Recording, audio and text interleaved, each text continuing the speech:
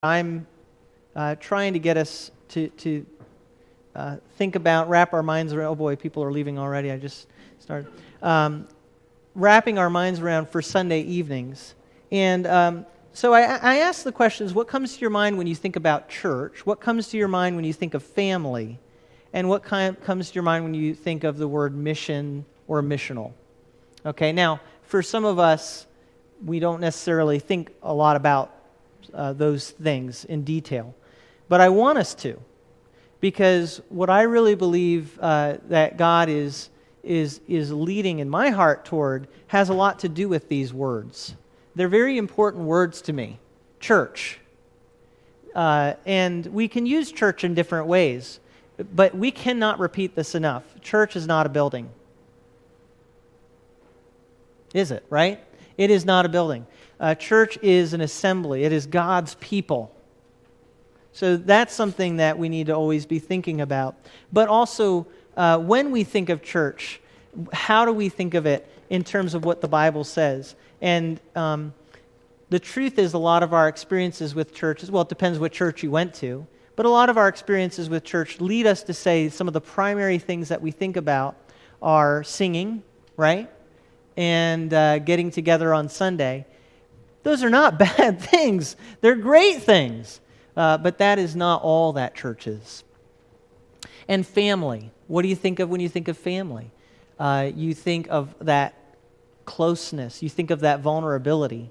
We talked about that last week. But you know something? The church, and I mentioned this, you know how many times in the New Testament, just from the epistles through Revelation, you see brother used to talk about a fellow believer in Jesus Christ, or referring to brothers and sisters, 123 times. In other words, that's the default mode of how they talked about each other. They didn't say congregants, parishioners. All these words you've heard, they said brothers and sisters. Brothers. I really believe that wasn't just a term. Well, we don't really have any other word to use. Yes, it has Jewish roots, but the point is, it was a family concept. And I don't think that that's just something we should have in our minds theoretically. I really believe that the church needs to functionally be a family. Okay? So, these are, for some of us, concepts we're very familiar with, and we believe them with all our heart. But I still believe that they're important to think through, especially as we continue to think about this next word, missions and missional. Now, when I say the word missions, some of you think that's the thing in the back there, where that map of the world is, and we send people out. But then some of us, you know, we see the signs up there, you are now entering your mission field. And if you've grown up with CEF songs, you sang, be a missionary every day. So you might think of missions in terms of your own life. But when I use the word missional, that word maybe is just, okay, what does that mean exactly? And that's just really kind of using it as an adjective. So it's kind of saying, if a church is missional, it's saying, instead of separating missions out from the church, you're describing the church in that way. All right? You're describing the church as a missions agency. Okay? Now, should the church be a missions agency? Should it?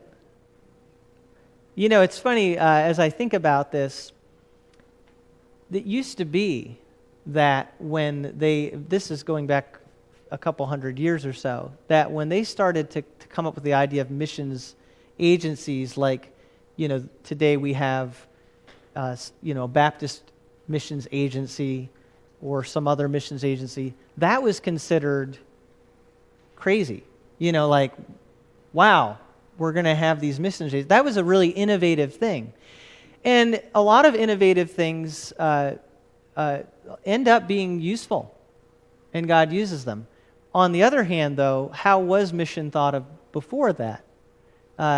Mission was thought of as something that the church does, okay? And so we have to be careful about something we call outsourcing, right?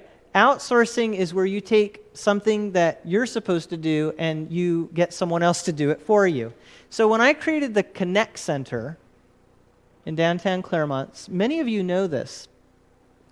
I've always been very careful. It's one of the hardest things. I'm always very careful to say, Connect Center doesn't do a missions project.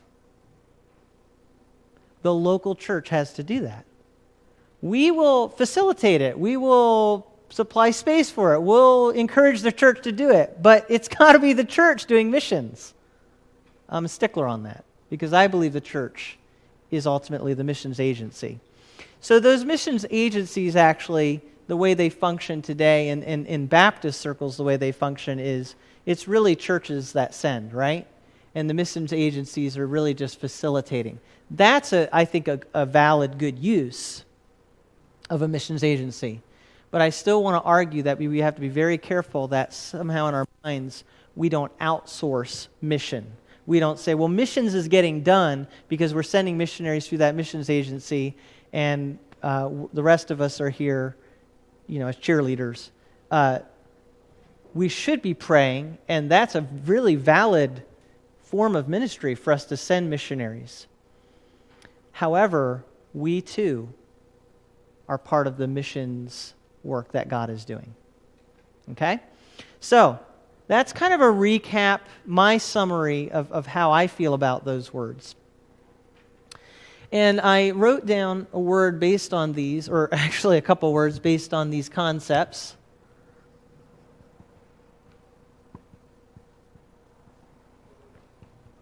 It's the words missional families. And what I wanted to introduce, I showed a video by Francis Chan, is just this concept where we talk about family, which has to do with our lives being together.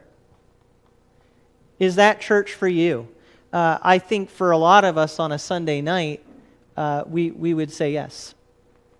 But there are a lot of people who go to church that it's not really life together. It's really a once a week, hour or two, and that they've done church. I see church as being life together. Missional has to do with, our evangelistic mission itself. So what we could say with this, if we wanted to define it, it's life together on mission. Life together on mission.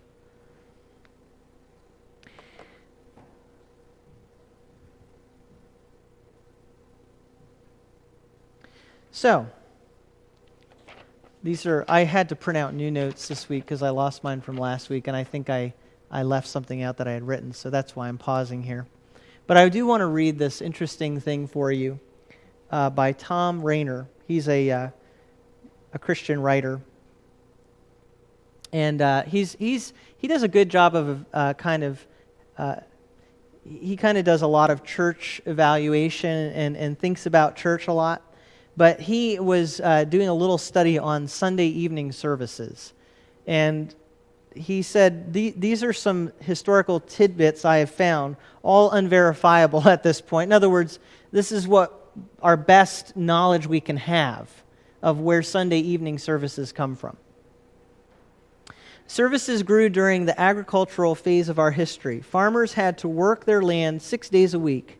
But on Sunday, they would have come to a morning service, then have dinner on the grounds, and then have a second later afternoon services before returning home. So part of the explanation is the agricultural phase of our history. Then another explanation of Sunday night services is during World War II, many men and women worked 7-day weeks to meet the production needs of the war. The Sunday evening service allowed them to attend worship since they couldn't come on Sunday morning, thus the service time grew in popularity. So some of these explanations are not talking necessarily about why they started them, but how they became so popular or how they have been used. A third one, some denominations and other church traditions focused on one service on equipping the believers and another on reaching the lost. Now, this is just historically what he has found. And I know that this has been the case in some settings. Thus, the Sunday evening service became a distinctly different than the Sunday morning service, geared much more toward outreach would be the idea there. Now, and this leads to the last one. As a reminder, some church traditions have little to no familiarity with Sunday evening services. And that those churches are completely heretical, right? Their leaders often wonder why there is so much discussion about this issue outside of their tradition in other circles. So, hard to wrap your mind around when you come from a certain vantage point, but there are churches that the idea of a Sunday evening service is just something they've never done.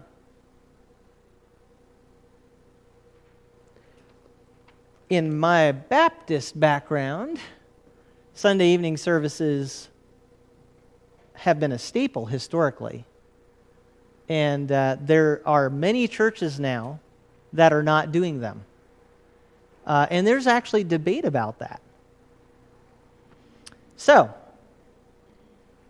that's a little introduction telling you about the Sunday evening service to continue to talk about something that I want to call a Sunday evening reboot, okay? I don't know the best word for it. I think I mentioned this before. If you talk about an upgrade in computers, sorry to get into computers on you, but if you talk about an upgrade, what you're essentially saying is, I want to have the same thing, but a better version of it, okay? So, as I think I mentioned before, if I said, I have this computer here, it runs on Windows. If it was Windows, some of you remember back in the 90s, we had Windows 95, Windows 98, all right? But then we had Windows XP, okay? Those were all upgrades. And the latest upgrade, some of you love this, right? Every time they upgrade, makes you so happy because you get to relearn things. But the latest upgrade was to Windows 10. I'm not talking on Sunday evenings about an upgrade. I'm talking about a new operating system. That's the way I wanted to describe this. So a new operating system would be more like, I take my phone out here. Now, what if I if I was able to show this 20 years ago to people? They go, what is that? It's a phone. What? Yeah, it's a phone. And you remember this 10 years ago, how crazy this idea seemed. Now you all have them. Well, maybe not everyone. Hannah, you don't? Okay, there's always the people that hold out. Someday you will probably. But you know something? When we get into a new operating system, at first it's like, what is this even about? And then there's the learning curve, and then there is I could actually see myself using that, right? I could see how this would work. So I have gotten some feedback that last week I didn't say enough, which I don't usually get that feedback. Usually I talk too much. But I think there are people that say, okay, well, you're talking about a new operating system, so what does that look like? What does that mean? And the thing about new operating systems, and I want to say this just right off the bat, that the elders were talking and praying too about the Sunday evening service. So as I talk about these things with you, I'm just sharing very much from my heart, okay? And I understand that some people probably want to know exactly, okay, so, what's the timeline? What's this going to look like? And what I've tried to convey, even at our elders meeting, we were talking about this, that, I have an ideal path of what we're looking at doing, but I really believe it's important. I really believe it's important that whatever kind of new operating system or changes we were to ever make on a Sunday night would be through God's leading. And so the first step for any kind of new pattern that we follow is prayer. It's prayer. So I'm going to actually write that down. as step one.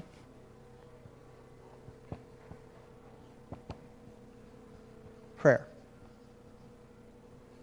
Now, that being said, I have tried, and I realized last week some people thought they were going to get something more clear. I apologize. But I am being very intentional to tell you this, that this concept here is something that's really been on my heart and mind a lot, and not just recently. Okay? It's something I'm starting to talk about more. There's actually a church down in Boston that I plan to go visit with some other people from some other pastors, other churches, to see a church in Boston that actually has something like this. So, I can't paint the clearest picture in the world.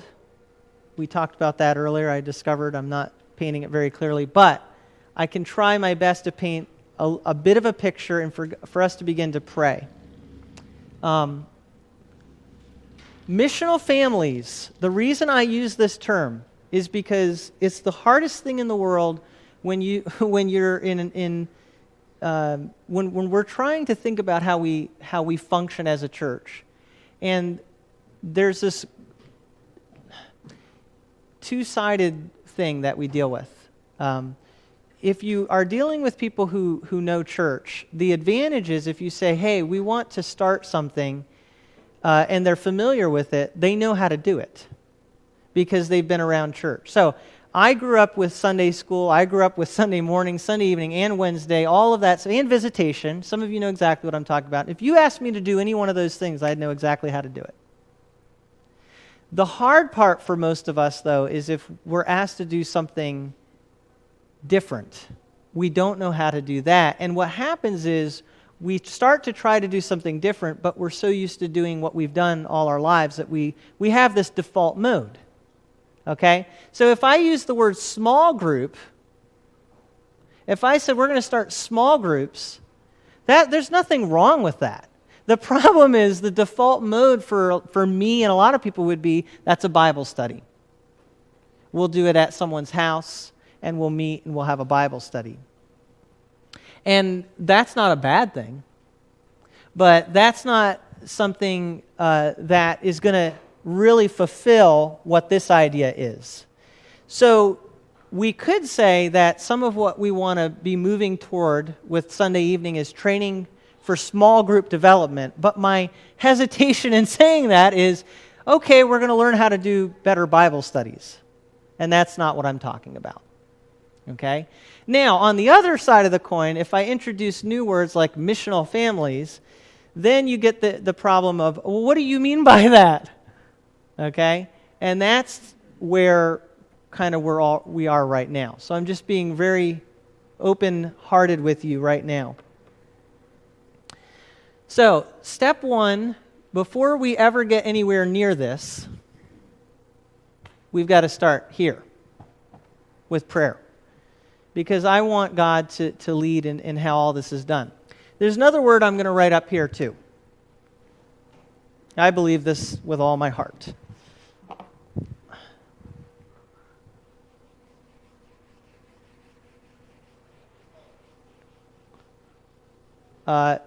Who here would like to be as healthy as possible?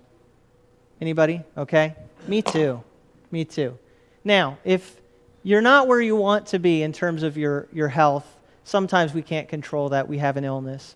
But in terms of just improving our health, if I said, okay, I want you to think about how are you going to improve your health, I think a lot of us have had the experience of saying, okay, I want to be able to look like this, achieve this goal. But at the end of the day, how do you actually get there? There's a lot of things I could write here, right? I want to propose this word to you. Did I hear hard work? Yeah.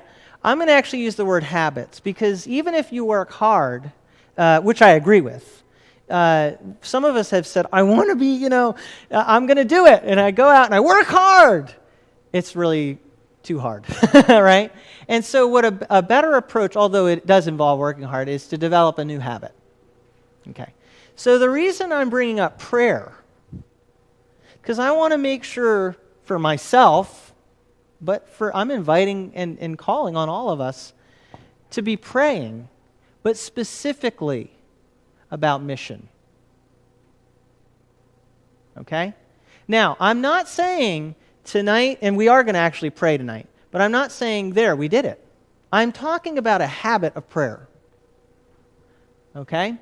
So, you see up here, this is something I introduced last week, and if you didn't get one last week and you want one, I will make more copies after the service. Unfortunately, I don't know where all the other ones went. Were they up there? No, that sheet, Bless Every Home. Yeah, that one. Yeah, I'm gonna show you that this is linked with this. But what I'm asking is, were these on the table out there? No, I didn't leave them out. I thought I did. Okay, so I'll make more copies. I was going to say, if they were and they got taken, that's great. Now, here's my question. You don't have to raise your hand, but I do want to ask this. Maybe in the future I'll make you raise your hand. How many of you have utilized this tool yet? Okay? Think about it. If you didn't, I understand. I've been there many times. Someone says, try this, and I'm like, yeah, good idea, but no, I never get to it. I'm telling you, when President Ballard, president of Northeastern Baptist College, told us about this, my first reaction was, I get these things all the time. Then I looked at the website, and I was really blown away. I really was. Now, I realize not all of you like computers or want to use computers, and if at the end of the day you choose not to use this tool, that is absolutely fine. But I think it's still a good tool for all of us to look at to see a great way to pray for people around us. So I want to just quickly show you this. It's a little hard to see. It's blurry up here, and I apologize. But it's the best we can do. And I'll describe for you what this basically is. This is the Bless Every Home website. So on this piece of paper at the top, it says blesseveryhome.com. This is the website for that. You are going to create, if you decide to, an account and log in, and you will have a dashboard, and you can decide how many households in your neighborhood you want to be praying for. Now, I went with, I guess, 100 here. It says 100 there adopted. You don't have to do that many. You could do less or start with less. All right? And then it uses mapping technology.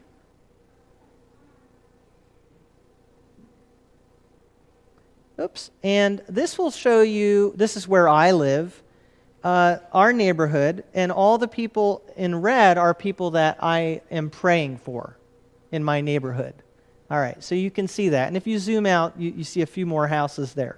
That's where I live. Now, I realize for some of you to pray for 100 houses, you probably have to have like a 50-mile radius. But where I live, downtown Claremont, there's actually a lot of households in that area there. So that's the map. Then we have a list of names, and they're not getting intrusive, but they use like white page information. These are the names of people publicly listed in these houses. Now, that's nice, and if that's all it was, I think it's great, but it goes beyond that. You see a list here of people you can pray for. So I'll go to mine, so we're not intruding on privacy here. But what you do see here, though, is that under Timothy and Julie Frisch, there are four different circles here. The first one says pray. The second says care. The third says share. And the fourth says disciple. This is so awesome. So if I have gotten to the point where I'm praying for this person, and I actually can just through, well, I don't want to make it confusing, but basically once I indicate that I prayed for this person, they're read, they're prayed for.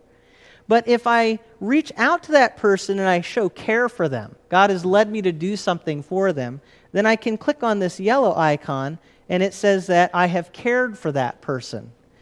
And it even has a place underneath to put notes. So the beauty of this tool is not that it's going to give you all the information. It's just going to give you general information. It's your job to get to know the people, right? And now, some of you are already doing this. So it's just a matter of going into this website and saying, here's how I've reached out to my neighbors. The third is to share. So what does that mean, to share? It means to share your story, what God has done in your life, and to begin to expose them to the gospel. Okay, so that's sharing. That's why that's the green one. And then the last one is disciple. Once this is someone you have led to Christ, you are now discipling them. So that is another great aspect of the tool, is it really helps you to see a step-by-step process of how to be a missionary. Not just to pray, and you need to start there. They call this prayer evangelism, by the way. But it's prayer evangelism. There's also the piece where we say, am I reaching out? A lot of us were taught that evangelism is the sharing piece, but I love that this takes us in the first step of praying and caring.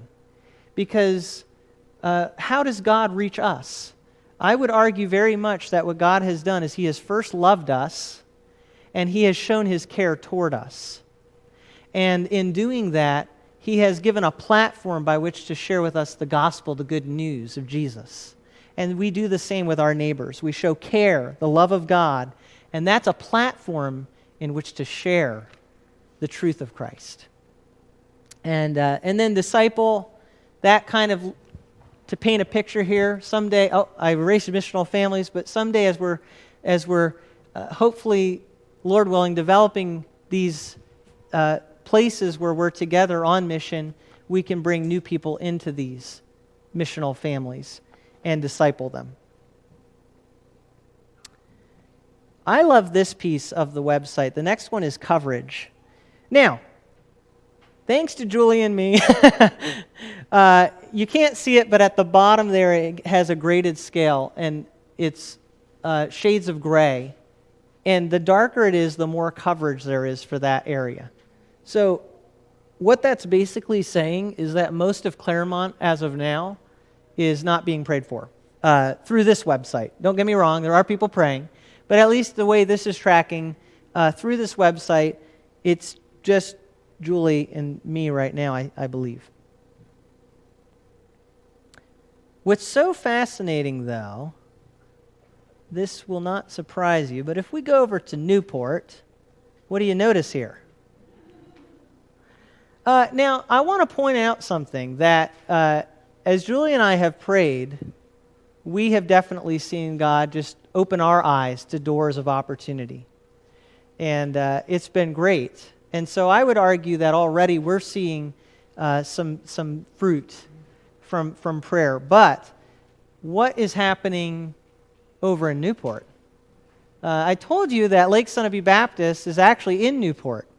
And they're one of the groups using this tool. And lo and behold, not only has God blessed them and they've grown, but they now have space in Claremont. That excites me. We need laborers in the harvest, and we need more people praying. So that's exciting, but it also shows you that there are people in other places praying and that God is answering those prayers. I told you New Hampshire and Vermont are very unreached areas, but as you can see, there are people praying, but there's still a lot to do. And I want us to join in this effort. I believe if we begin with a movement of prayer, we will see a great movement of God. Historically, we've seen that. As a matter of fact, if we're praying, that's already indicating that God has been on the move. So, the final section of this website is the train and grow section, and that just gives you tools, even like this one here. You can actually print this out off of the website there, and it's one of the train and grow tools to help you.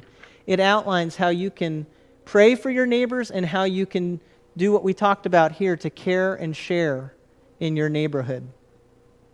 And we're going to talk about these. So, the picture I do want to give you tonight before we kind of close off, we'll break up and pray for people in our lives, is I want to give you this picture of habits.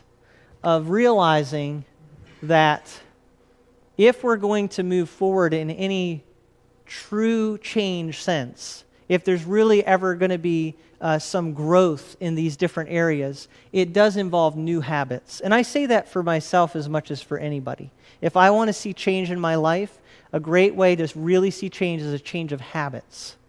And the first habit I'm proposing and encouraging, some of you perhaps have it already, but if you don't, it's the habit of prayer. Will you join with me in cultivating the habit, the continual practice of prayer, specifically prayer for mission? So you know what I'm going to ask you to do now. I'm going to ask you to get with some people near you, and we're going to pray for the mission that we have coming this week. Thanks to Roland and his leadership. Thank you, Roland.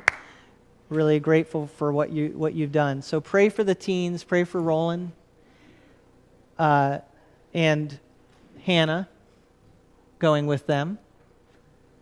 That's awesome. And there's a no cell phone rule on the trip, so Hannah's already set. No problem there. And pray for our mission here too, and for what we're doing, okay? So I just want to encourage you with those things. Thank you for bearing with me as I've shared these things. And I hope that it's a little bit of help to paint a picture for you. But as I said, the most important thing right now is prayer for all of us. So let's just be praying for mission tonight. All right, and we can go ahead and break up into groups of 4 or 5 is plenty.